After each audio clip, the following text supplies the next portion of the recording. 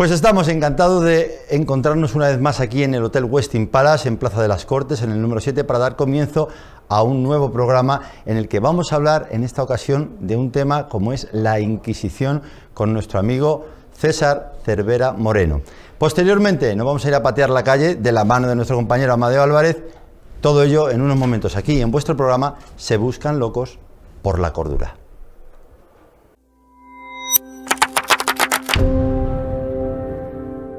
Ahora, por menos de lo que piensa, ahorre entre un 60 y un 70% de su consumo de energía de luz, gas o gasoil, convirtiendo su hogar o su empresa en eficiente y sostenible. En Iferma disponemos de kits de autoconsumo para viviendas unifamiliares, hoteles, residencias y explotaciones agrarias. No lo piense más y ahorre siendo el productor de su propia energía con Iferma. Infórmese sin compromiso en el teléfono 980 694 969 980 694 969.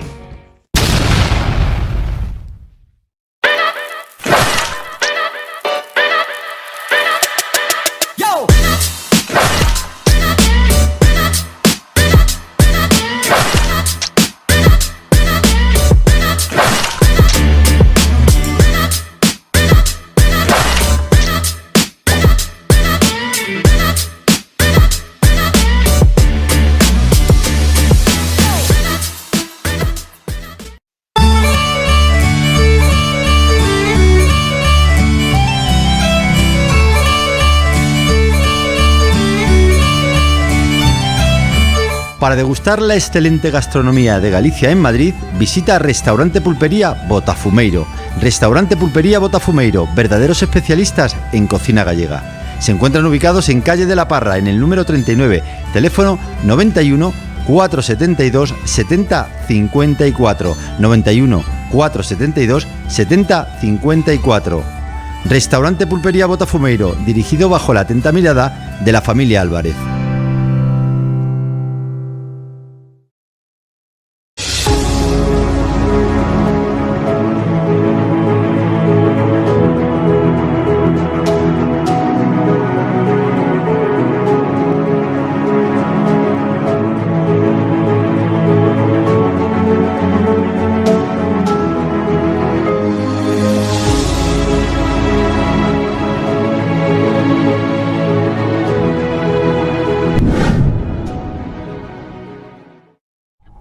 Locos. O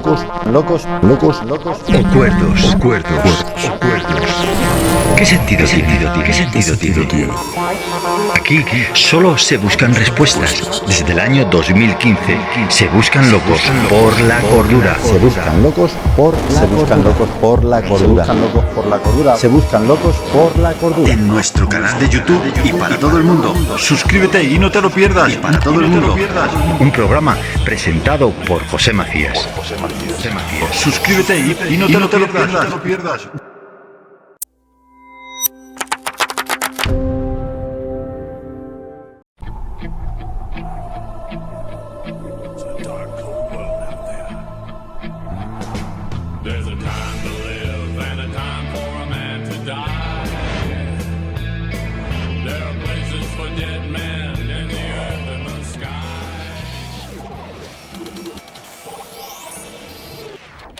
Pues estoy contentísimo de estar una vez más, por supuesto, aquí en el Hotel Westin Palace, y además estoy muy contento porque tenemos en esta ocasión como invitado a César Cervera Moreno, periodista, trabajas actualmente en ABC, y a partir de ahí es que yo le conozco. Yo leo, mejor dicho, un artículo de él hablando sobre la Inquisición y digo, pues oye, este es un tema que nunca hemos tocado en el programa y me gustaría tocarlo de la mano de un entendido, como es el caso de César. Bueno, antes de nada, César, bienvenido a tu programa. A partir de ahora, ya sabes, Se Buscan Locos por la Cordura, ¿eh?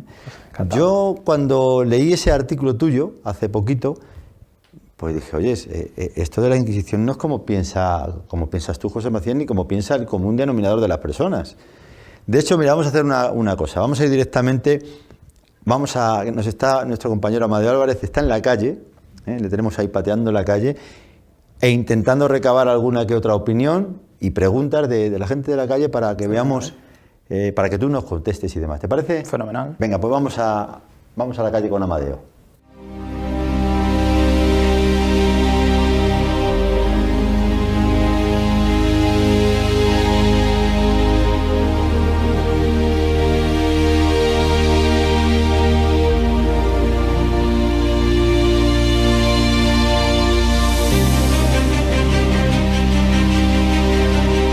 amigos de Se Buscan Locos por la Cordura. Como bien ha dicho José, hoy hablamos de la Inquisición y para ello nos hemos acercado a la calle Torija 12, donde hasta 1820 funcionó el Tribunal de la Inquisición, aquí en Madrid. Pues ahora preguntaremos a la gente qué opina o qué dudas tiene sobre el tema que vamos a tratar.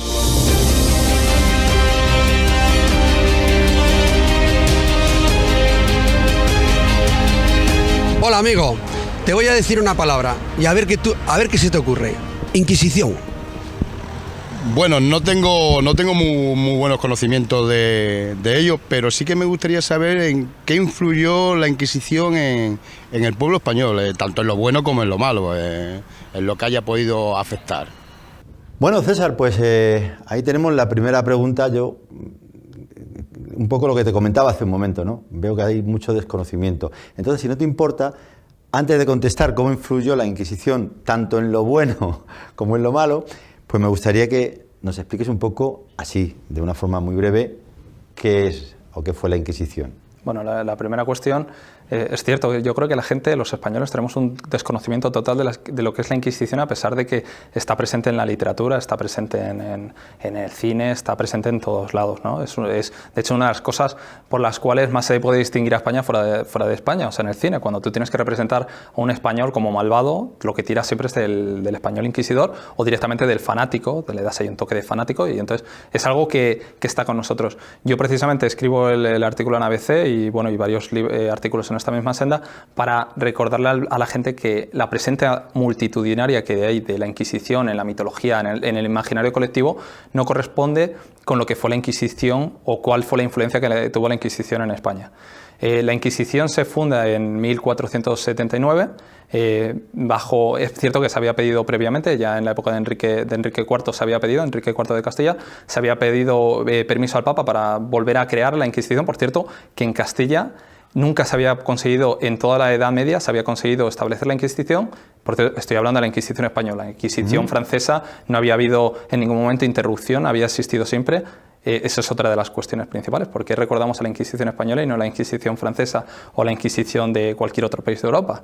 Y bueno, la cuestión es que los reyes católicos siguen con la línea de Enrique IV, que había pedido la restauración de la Inquisición española, y ellos lo restauran en este final del siglo XV, precisamente porque hay un intento por parte de los reyes católicos de unificar el reino, de unificar religiosamente el reino. Hay que tener en cuenta que en esa época religión y política eran exactamente lo mismo. Los reyes católicos no se podían permitir tener a una minoría religiosa de ningún tipo, ni musulmana ni judía.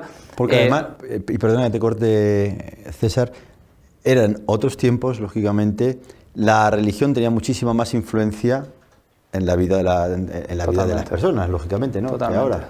Sí, mira, hay que aclarar primero que al fin y al cabo yo el artículo que escribo no lo hago defendiendo una Inquisición desde postulados actuales. O sea, tenemos que trasladarnos eso, exactamente. Tenemos que trasladar esa época, comprender cuál es el contexto histórico que hay, y el contexto es que los reyes católicos piensan que este es un órgano que no solamente va a servir para unificar religiosamente a sus reinos, sino que va a ser uno de los pocos órganos que va a tener presencia tanto en Castilla como en Aragón. Hay que tener en cuenta que cuando se produce la unión dinástica no hay órganos que están compartidos. En verdad es un reino donde todo de momento está cogido con pinzas. Irán pasando los siglos hasta que podamos llamar a España Reino de España. En ese momento lo que tenemos es una unión de dos reyes particulares y donde un tribunal como la Inquisición o como la Real Hacienda o como la Santa Hermandad son los primeros órganos que tienen compartidas ambos reinos, y luego más adelante Navarra. Esto para los reyes católicos es un avance tremendo, ¿no? Es uno de los órganos que demuestra que el Estado moderno español ya está en marcha. Entonces, sobre la pregunta que hacía esta persona que estaba preguntándole a Amadeo en la calle, ¿cómo influye la Inquisición tanto en lo bueno ¿qué tuvo de bueno la Inquisición? Mira, voy a decir una cosa. Yo creo que la única influencia que tiene la Inquisición, porque la Inquisición sí tiene una presencia muy larga, pero también de esos 350 años que existe la Inquisición hasta su abolición a principios del siglo XIX, hasta entonces no es un tribunal que tuviera siempre la presencia que nos estamos imaginando por el imaginario colectivo. O sea, en el siglo XIX apenas tiene ya presencia. Es un tribunal totalmente declive.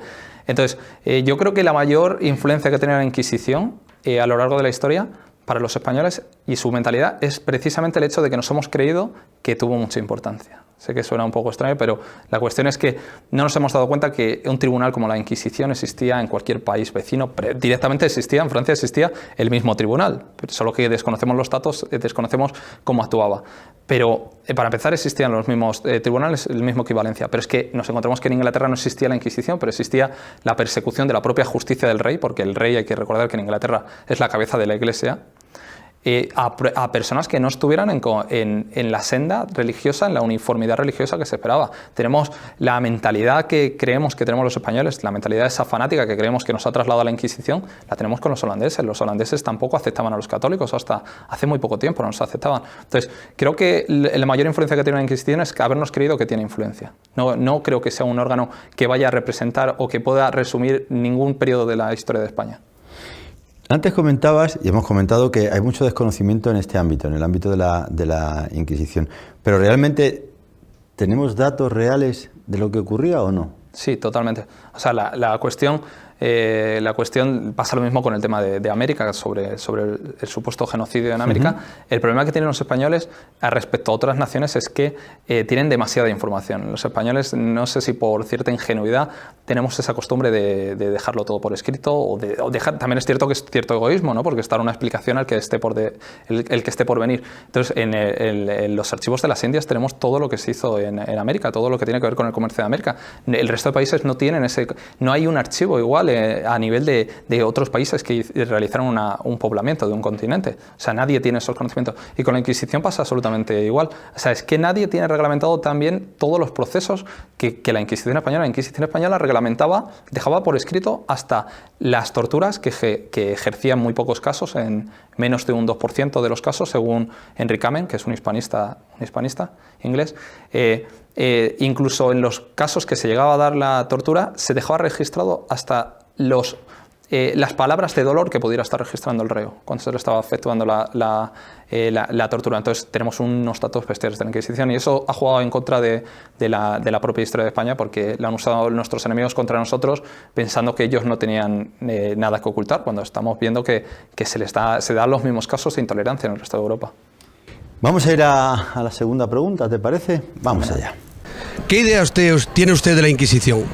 Pues mi idea es que eran muy racistas y no eran como creo que se debe ser, muy posesivos. Bueno, a mí lo que me interesaba mucho es saber quién fue el creador de esto de la Inquisición. Bueno, pues la segunda pregunta, ¿quién fue el creador de la Inquisición? Cuéntanos un poco. Sí, bueno, hay que tener en cuenta que cuando estaba comentando antes que la Inquisición española fue creada por los Reyes Católicos, previo permiso al Papa, pero hay que tener en cuenta que la Inquisición existía, la Inquisición vaticana, digamos, existía desde tiempos de la Edad Media. Desde el siglo XIX se había creado en el sur de Francia para perseguir a los cátaros, para perseguir o para reglamentar la persecución de los cátaros. Por la muerte de un papa fue. Fue sobre todo porque se estaba descontrolando totalmente la situación en cuanto a los cátaros. La Iglesia tiene una cierta preocupación porque la gente no se tome la violencia por su mano, no se cometan atropellos, excesos de atropellos, dentro de un problema que quiere erradicar la Iglesia, y lo quiere erradicar rápido y fuerte, pero con ciertas garantías y ciertos procesos. Y bueno, y esto es un órgano que, como decía, un tribunal que nunca se llega a imponer en Castilla, pero, sin embargo, cuando llegan los Reyes Católicos, ellos consideran que sí necesitan un tribunal parejo, porque ellos tienen un problema con el tema de los judíos, de los falsos conversos, donde ellos están intentando hacer persecución, están buscando los últimos focos de conversos para que salgan a la luz. Entonces ellos tienen este interés y se lo piden al Papa, se le concede. La diferencia que tiene la Inquisición española con la Inquisición que había existido en siglos previos es que esta Inquisición es, digamos, que hoy en día pertenecería al Ministerio de Interior, digamos, ¿no? La otra Inquisición pertenecería a la Iglesia propiamente, y esto sería un órgano de represión o un órgano de persecución de la propia corona, ¿no? O sea, de hecho, los reyes eran los que elegían al inquisidor general, si bien luego tenía que ser confirmado por el Papa. Pero bueno, en cualquier cuestión, esto era un simbolismo, ¿no? Eran ellos quienes lo elegían. Aunque los que juzgaban realmente, al final, no era la Iglesia, ¿no? O sea, cuando era delitos de sangre, me refiero. Eso es, sí, cuando lo que nosotros consideramos, es una cosa que vemos mucho en las películas, ¿no? Esos grandes autos de fe con el público congregado, vemos que en las películas normalmente está el público que va a ver sangre, ¿no? Que está animado a ver sangre, está jadeando e insultando a los reos. Normalmente estas ceremonias no eran ceremonias donde se fuera a ver ejecuciones, lo que se iba a ver era una ceremonia religiosa donde había una entrega al elemento que iba a ejecutar. La Iglesia no ejecutaba a estas personas, sino que hacía una entrega a la justicia del rey, o sea, al poder secular, para que fuera él quien realizara las ejecuciones, que no se realizaban en público, sino se realizaban una vez terminada la ceremonia en un segundo plano. O sea, no es otra cosa que tenemos equivocada, no, los autos de fe no eran eso. Ya. Vale, vamos a por otra pregunta. ¿Usted qué opina de la Inquisición? Bueno, pues que fue un periodo triste en España, dominado por el clero, en la que se hacía no justicia, sino todo lo contrario, contra determinadas personas que no eran católicos y que renegaban de la fe católica. A mí me gustaría saber cuánto duró la Inquisición. Bueno, César, pues ahí tienes un par de preguntas más. Cuéntanos. Bueno, evidentemente eso es un periodo triste. Sí, es un periodo triste. Desde luego, no podemos defender desde postulados actuales lo que pasa en el siglo XVI, donde hay una intolerancia imperante en todos los países de Europa. Es evidente. Cuando dices que no podemos defender desde postulados actuales, no podemos juzgar lo que se hacía en el siglo XVI, la forma en la que se gestionaba el trato con el que era diferente. Es evidente. La tortura ha sido igual. La tortura es tortura en el siglo XVI. Y en el siglo no sé cuánto. Sí, pero bueno, falta poner el contexto, falta comprender por qué se está haciendo y falta saber qué está haciendo el resto de Europa para saber si los españoles tenemos que cargar con el San Benito, nunca mejor dicho, de tener esta fama de fanáticos y de intolerantes. Desde luego, esa misma pregunta de qué influencia tiene la Inquisición o qué opinas de la Inquisición, qué opina del Tribunal del Rey en Inglaterra, hacen la misma pregunta en Londres. Y jamás nadie diría el periodo muy triste, nadie lo vincula con un periodo triste. Desde luego que lo es, porque estamos hablando que es un periodo donde no hay las garantías procesales que tenemos hoy en día. Un reo no cuenta con un abogado automáticamente. Y a pesar de todo, no lo cuenta ni en Inglaterra ni en Francia, y sin embargo en España cuenta, en el caso del Tribunal de la Santa Inquisición, cuenta con unas garantías procesales que según todos los investigadores, tanto Geoffrey Parker como Henry Kamen, tiene unas garantías procesales que sobrepasan a la de cualquier otro país de Europa. Ahora, después del corte publicitario, me gustaría que nos hablases un poco sobre las torturas, esas torturas que tanto se han hablado, qué mitos hay en ese ámbito también, y bueno, pues muchas otras cosas que nos vas a desvelar en un momento. Vamos a un corte publicitario y seguimos aquí en vuestro programa Se Buscan Locos por la Cordura.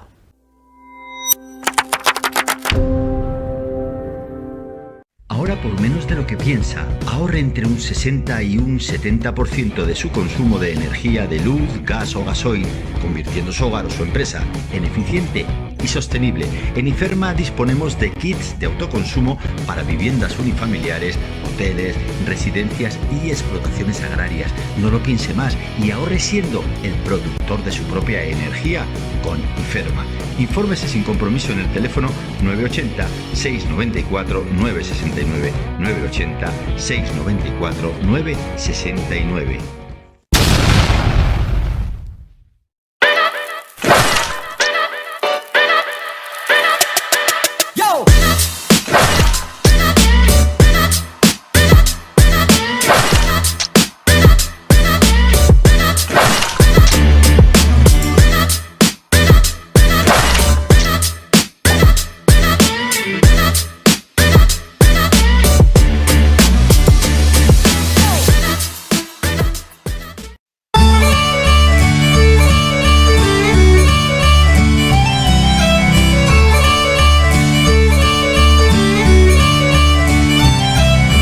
Para degustar la excelente gastronomía de Galicia en Madrid, visita Restaurante Pulpería Botafumeiro. Restaurante Pulpería Botafumeiro, verdaderos especialistas en cocina gallega. Se encuentran ubicados en calle de la Parra, en el número 39, teléfono 91 472 70 54, 91 472 70 54. Restaurante Pulpería Botafumeiro, dirigido bajo la atenta mirada de la familia Álvarez.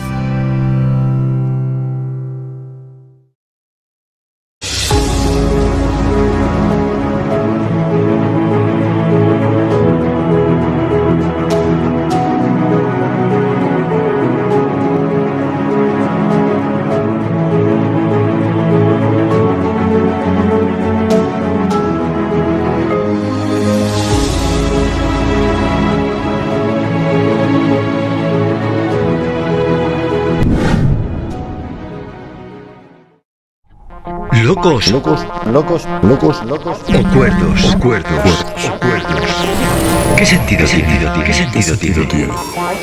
Aquí solo se buscan respuestas. Desde el año 2015 se buscan locos por la cordura. Se buscan locos por la cordura. Se buscan locos por la cordura. Se buscan locos por la cordura. En nuestro canal de YouTube y para todo el mundo. Suscríbete y no te lo pierdas. Y para todo el mundo. Un programa presentado por José Macías. Suscríbete y no te lo pierdas.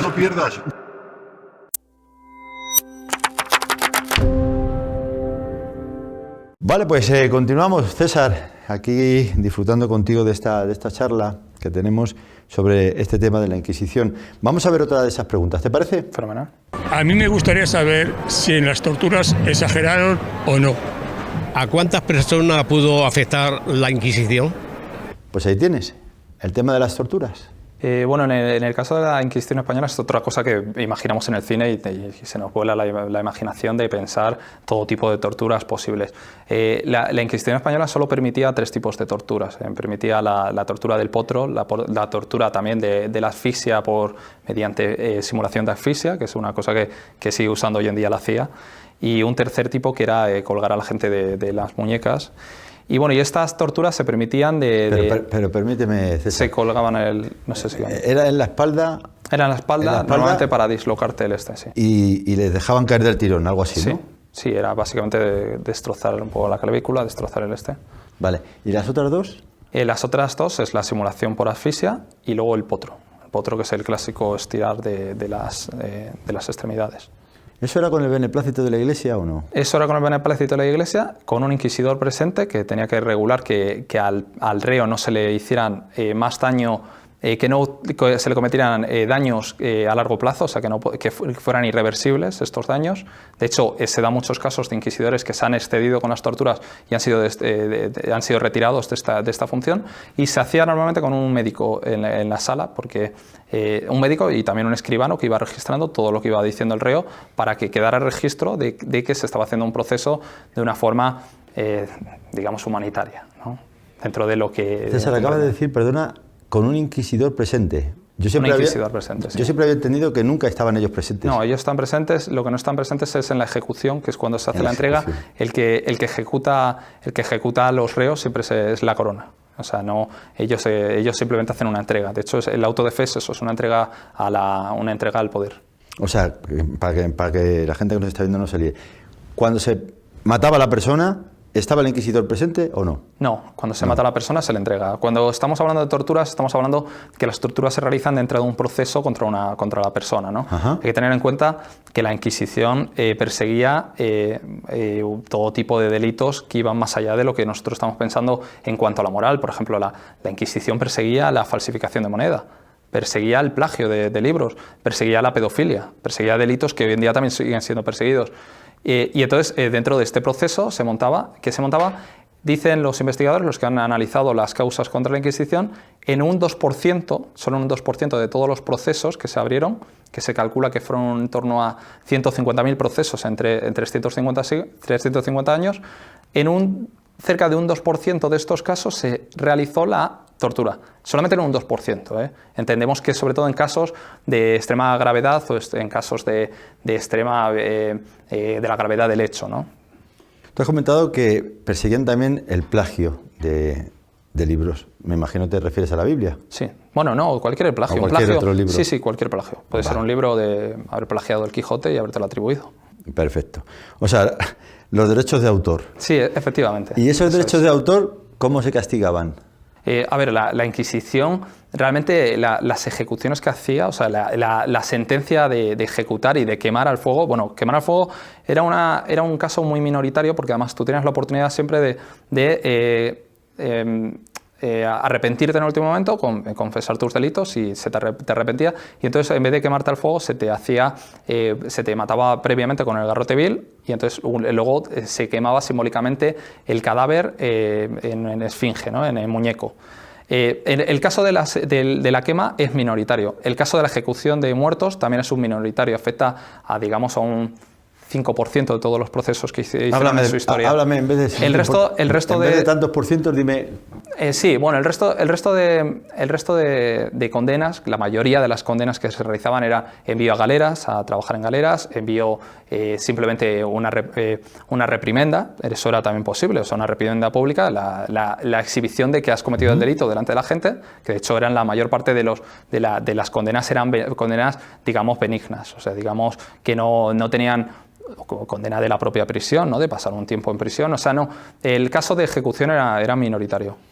¿Estás de acuerdo con esto que te voy a leer? A finales del siglo XV, la Inquisición española prohibió la traducción y posesión de Biblias en lenguas vernáculas, con lo cual comienza un largo y oscuro capítulo en la historia de España. Pasan 3 siglos, como te has comentado, antes de que se levante esta prohibición. O sea, personas que se dedicaban a traducir la Biblia, porque en aquellos tiempos, tú sabes mejor que yo, por supuesto, que la Biblia pues se leía en latín y tenían acceso pocas personas a ello.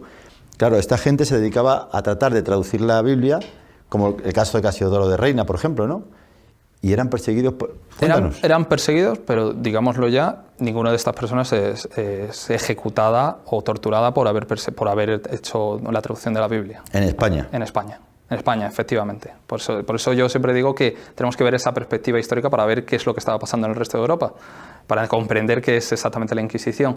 En España nadie fue ejecutado por una cosa así. La mayor parte de las ejecuciones en España son por falsos conversos y luego por falsos conversos, pero de moriscos, ¿no? Cuando se realiza la expulsión a principios del siglo XVII de los moriscos, la Inquisición pone mucho énfasis en perseguir a estos falsos moriscos, gente que se ha supuestamente convertido al cristianismo y que no ha sido cierto. Es la mayor persecución.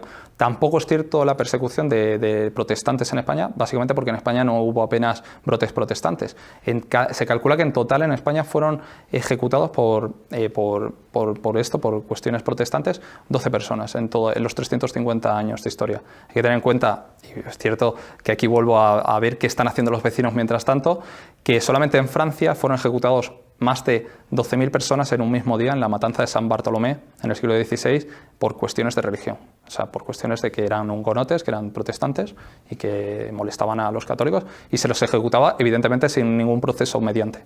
¿Te parece, César, tu opinión personal, te parece que todas estas cosas de las que estamos hablando, el tema de la Inquisición, la prohibición de traducir la Biblia al lenguaje del pueblo para que pudieran, no ha hecho que las personas se aparten un poco de Dios porque han tergiversado un poco el asunto? O sea, los que se supone que deberían llevar la batuta en cuanto a la enseñanza de la Biblia y Dios, son los mismos que prohibían que otros... En general, lo vemos siempre, el poder siempre ha intentado monopolizar el control de lo que puede leer el pueblo o no puede leer el pueblo, que por cierto...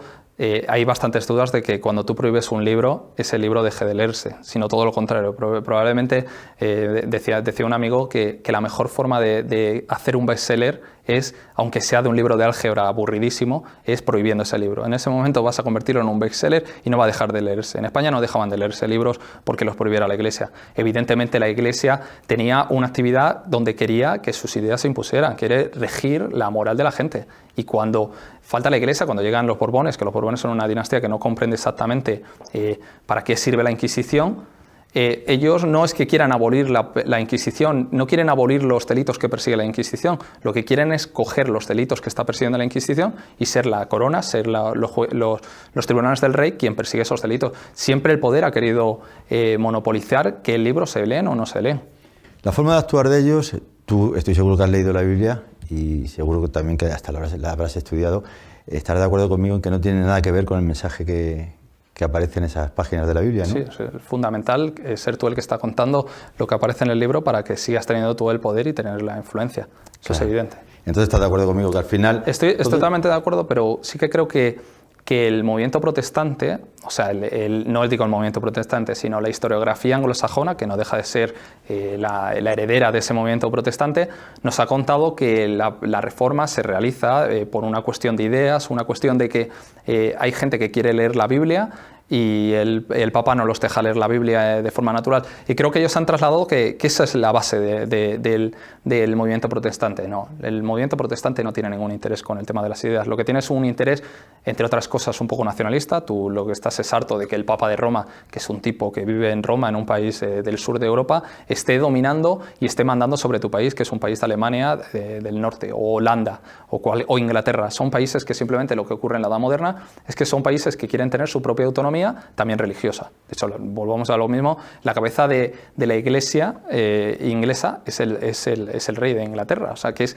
simplemente sustituir a uno por otro, pero realmente irnos a las ideas de lo que era la Reforma, o que el pueblo de verdad quisiera leer la Biblia o dejar de leerla, eso es una cosa que creo que nos han convencido de que esa es la base de la Reforma, y no es la base de la Reforma. Bueno, había otra pregunta, y era que cuántas personas, creo que decía la pregunta, cuántas personas murieron por la Inquisición, algo así creo que era la pregunta, ¿no? Los cálculos que yo por cierto, todo esto, yo soy periodista, yo intento trasladar al público, desmitificar un poco las ideas que tiene preconcebidas y trasladar lo que están haciendo los investigadores. O sea, no son cifras mías. La cifra que da global de los 350 años que tiene la Inquisición es una cifra de unos 5.000 muertos. Entre 5.000 y 10.000 muertos. Hablamos de España. En España, solo estamos hablando de España. Sí, porque para empezar, como decía antes, el problema que tiene España es que tiene exceso de información. Sabemos exactamente cuántos murieron, porque es tan sencillo como irse a los archivos de la Inquisición, que se han mantenido hasta hace poco, se han mantenido siempre, y ir anotando los procesos, el porcentaje de muertos, y entonces tenemos una información totalmente clarísima. Yo lo que comento es cierto, yo no voy a defender la muerte de 5.000 personas, porque, bueno, no voy a defender la muerte de 5.000 personas. Ni de una. Yo estoy en contra de la pena de muerte, y desde nuestros postulados, evidentemente. Lo que yo pido a la gente, o a la gente que lee mi artículo, es que comprenda cuál es el contexto religioso que hay en Europa, y es un contexto en el cual hay una intolerancia religiosa entre todos los países bestial, entre luteranos, calvinistas. Los luteranos y los calvinistas no se pueden ver tampoco entre ellos, y en Inglaterra los anglicanos es la religión imperante, pero tampoco pueden aguantar a otras religiones, ni a los católicos, ni a calvinistas, ni demás. O sea que cada uno se ha hecho su propia su religión, y ha dicho, el resto de religiones no me interesan lo más mínimo, y además son religiones vinculadas totalmente al nacionalismo. O sea, la religión anglicana, el que no es anglicano no es inglés. Ser católico inglés no está admitido en esa. Al fin y al cabo, el nacionalismo es otra forma de religión. El nacionalismo es el verdadero pegamento de todos estos movimientos. Sí. Bueno, me gustaría que nos comentases un poco qué tipos de delitos eran los que más se castigaban. Ya nos has comentado un poco, ¿no? Pero para ahondar un poco más. Había un porcentaje muy alto de blasfemias, por ejemplo, que también es un delito que no se castiga de una forma muy severa, sino probablemente como mucho con penas de galeras. También hay multas económicas, por cierto. Es que estamos hablando de un tribunal que no tiene nada de excepcional en cuanto a las penas, sino precisamente probablemente por lo benignas que son, en el sentido de benignas de que no se exceden, no está, la Iglesia no quiere tampoco esa propaganda de matar aquí de una forma, montar una carnicería, no es su intención propagandística a nivel de imagen. Es que en aquel entonces, aunque estábamos hablando de otro contexto y demás, el mismo pueblo también se habría rebelado. De hecho, creo que hubo en alguna ocasión que se rebelaron. ¿Se rebelaron contra la propia Inquisición? Contra la propia Inquisición. No sé en qué zona de España, pero creo que sí. No, porque evidentemente la Inquisición era vinculada en muchas regiones. Por ejemplo, en el caso de Cataluña era vinculada. Los castellanos todavía hoy en día tienen esa fama en Cataluña. Los catalanes ven un poco a los castellanos muy rigurosos, muy austeros, porque la única visión que tenían de los castellanos tradicionalmente eran los funcionarios o eran los inquisidores que llegaban a Cataluña, o que llegaban a cualquier otro reino o cualquier otra región de España.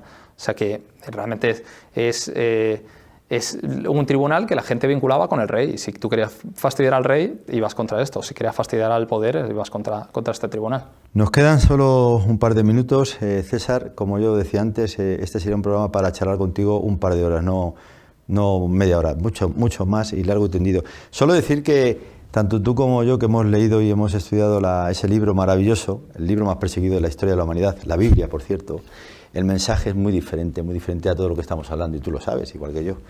Y es una pena que haya tantas personas que se hayan dedicado a hacer que la gente, claro, ahora hables de la Biblia y no quieran ni saber ni escuchar hablar de ese libro maravilloso que es la Biblia.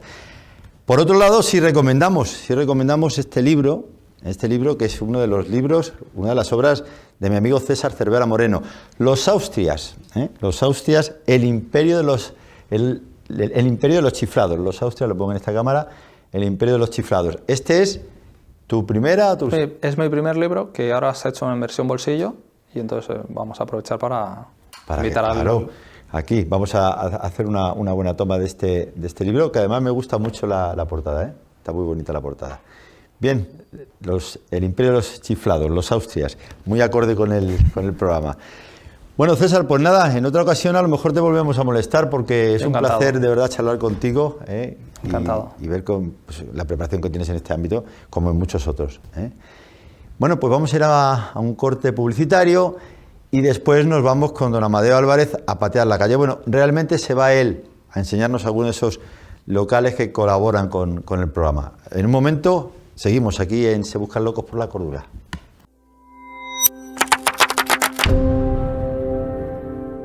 Ahora, por menos de lo que piensa, ahorre entre un 60 y un 70% de su consumo de energía de luz, gas o gasoil, convirtiendo su hogar o su empresa en eficiente y sostenible. En Iferma disponemos de kits de autoconsumo para viviendas unifamiliares, hoteles, residencias y explotaciones agrarias. No lo piense más y ahorre siendo el productor de su propia energía con Iferma.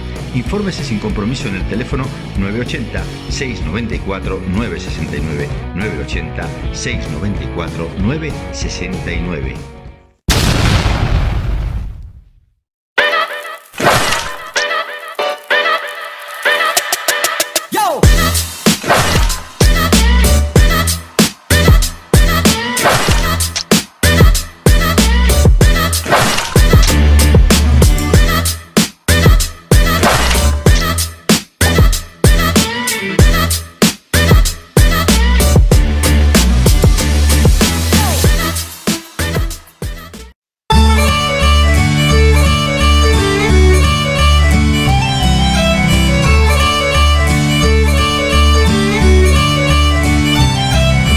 Para degustar la excelente gastronomía de Galicia en Madrid, visita Restaurante Pulpería Botafumeiro. Restaurante Pulpería Botafumeiro, verdaderos especialistas en cocina gallega. Se encuentran ubicados en calle de la Parra, en el número 39, teléfono 91 472 70 54, 91 472 70 54. Restaurante Pulpería Botafumeiro, dirigido bajo la atenta mirada de la familia Álvarez.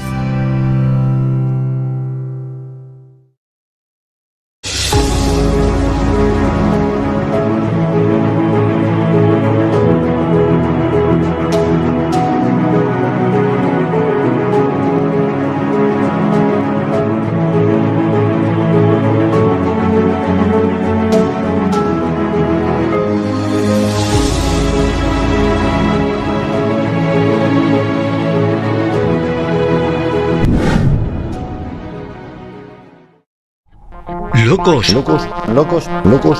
O cuerdos. ¿Qué sentido tiene? Aquí solo se buscan respuestas. Desde el año 2015 se buscan locos por la cordura. Se buscan locos por la cordura. En nuestro canal de YouTube y para todo el mundo. Suscríbete y no te lo pierdas. Un programa presentado por José Macías. Suscríbete y no te lo pierdas.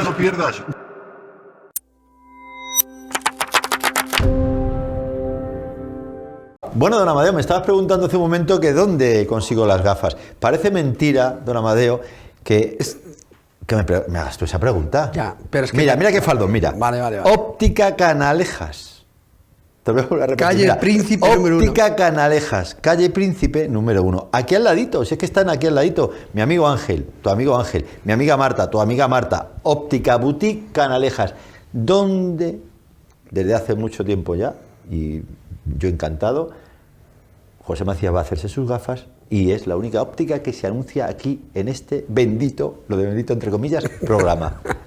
Bien, después de esto, nada, fácil. Estoy contento, lo voy a decir públicamente, nos escuchan en muchos países, a todas esas personas que sinceramente me mandáis mensajes muy bonitos de diferentes partes del mundo, de verdad, no os contesto. En su momento ya os diré por qué no os contesto ahora, pero prometo contestaros a todos. Todos los que me estáis mandando esos mensajes, los tengo archivados para en su momento contestaros a todos. Os agradezco muchísimo esos mensajes tan bonitos en cuanto al programa. Y ahora, pues decir públicamente que don Amadeo Álvarez es una de esas pocas personas que yo admiro, porque sinceramente tiene una paciencia que a mí, yo de verdad admiro su paciencia y admiro también esa inteligencia natural que tiene. No admiro que le hablo muchas veces de cierto tema y no me hace caso, pero a lo mejor, vete a saber, árboles más grandes han caído.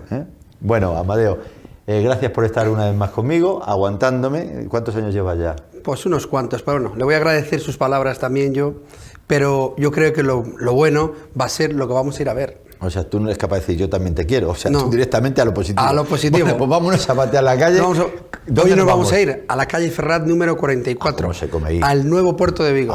Vamos ya.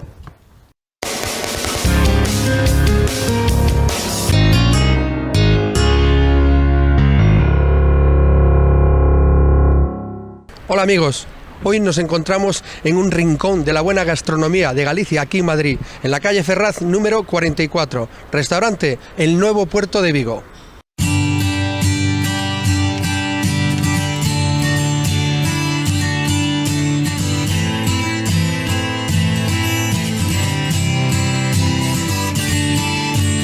Bueno, esto es un proyecto que comenzó en el año 1984, entre varios compañeros de hostelería, camareros y cocineros, y que luego se fue a más y fueron abriendo más restaurantes, pero este fue el primero y se inauguró en el 1984.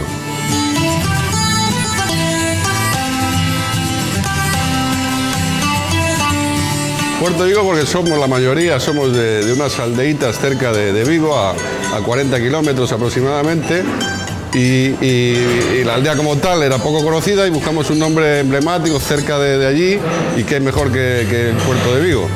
Es cocina gallega, pero bueno, también incorporamos otros tipos de comida nacional e incluso internacional, pero sobre todo son efectivamente productos gallegos, cocina gallega de toda la vida, con un toque un poquito más actualizado, pero sobre todo cocina gallega, efectivamente.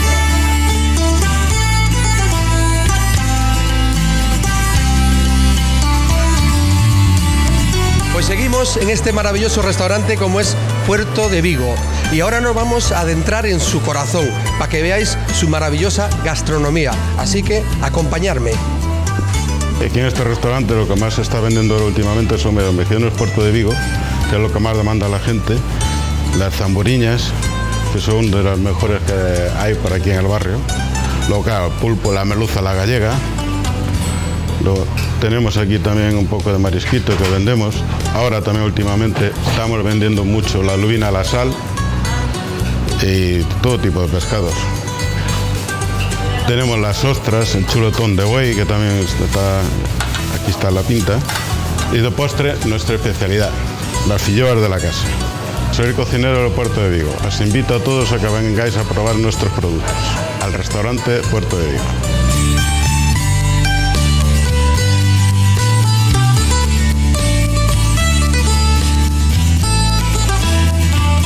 Nos comentó el cocinero, en la variedad de platos que utilizamos nosotros están pues, los pescados, la lubina, la merluza, el rape, el pichín asturiano, los mariscos, todo tipo de mariscos, ostras, zamburiñas, centollas, en temporada, claro, y pues en las carnes rojas de lomo de buey gallego, o el rabo de toro es un plato también muy importante en la casa, que tiene mucha salida, y los arroces también es el plato, uno de los platos más interesantes y los que más salen en la casa, que es los arroces caldosos, melosos, la paella también, y bueno, luego el tapeo típico, los pimientos de padrón, el pulpo, como no, y toda esta serie de cosas.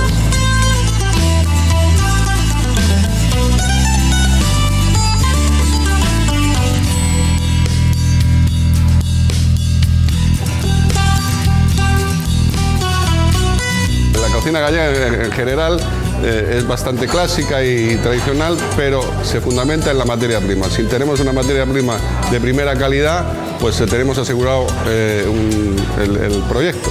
Y eso es lo que nosotros pretendemos hacer, conseguir una materia prima que viene directamente de Galicia, en el caso del pescado y la carne, e incluso las patatas son traídas directamente desde Galicia, y elaborarlas con el mayor esmero posible y así conseguir un producto de primera calidad.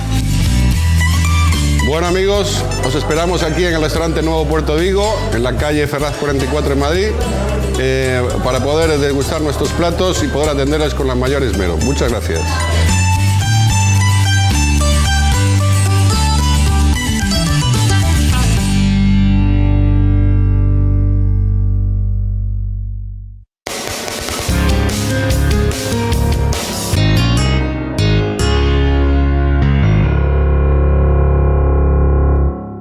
Llévame, hombre, llévame otra vez, avísame y no te vayas tú solo. Tú, si te portas bien, te llevaré, pero ¿te has dado cuenta que zamburiñas? ¿Te has dado cuenta que pescados, que mariscos? Por eso que me he dado cuenta te digo que me lleves, lleves. Si te portas bien, te prometo que para la próxima te llevo. Pues venga, hecho, ¿eh? Y lo anoto. Que nos volvemos a encontrar dentro de poco, aquí, en Se Buscan Locos por la Cordura, ¿te parece? Claro, ahora nos tenemos que ir. Un abrazo para todos. Hasta ahora. There's a time to live and a time for a man to die. There are places for dead men.